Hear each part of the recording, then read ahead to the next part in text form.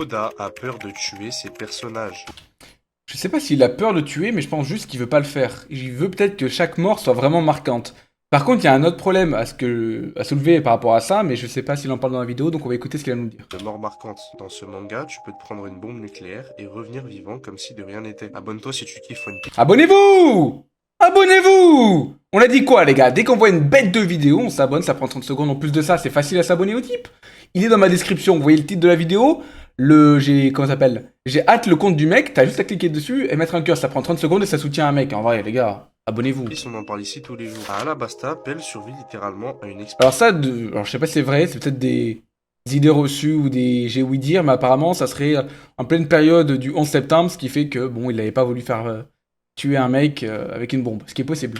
Nucléaire. Il porte une bombe censée détruire Alabasta, mais revient quelques chapitres plus tard, comme si de rien n'était. Et des exemples comme ça, il y en a pas mal. Le vrai problème, c'est que ça tue l'attention. À Marineford, par exemple, c'est une guerre totale. Et mis à part Ace et Barbe Blanche, nous n'avons pas eu de mort Je significative. suis d'accord, mais pour moi, bah déjà c'est deux morts significatives pour le coup, c'est vraiment deux morts impactantes dans le manga en tout cas. Maintenant, un truc qui moi m'a posé problème là-dessus, enfin qui m'a pas posé problème, c'est que Luffy, il y a eu des répercussions sur lui. Entre Hipple Down et Marineford, il a perdu du temps de vie. Il a eu une énorme cicatrice qui va le marquer.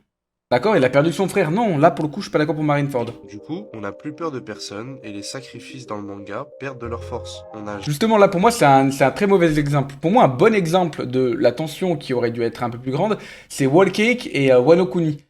Luffy n'a pas le niveau d'un empereur, il va sur le territoire d'un empereur, il repart avec Sanji, aucun dommage collatéral, rien du tout, et au contraire, il revient même avec le Ryu Poneglyph. Il a tout gagné. Bon, d'accord, ok, l'impératrice était un peu folle et tout, ok. Il va à Onigashima.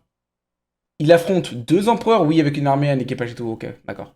Il n'y a eu aucune répercussion. Et la seule qui a eu, entre guillemets, c'est Zoro, qui a vu la mort. D'accord, très bien, qu'est-ce que ça nous apprend?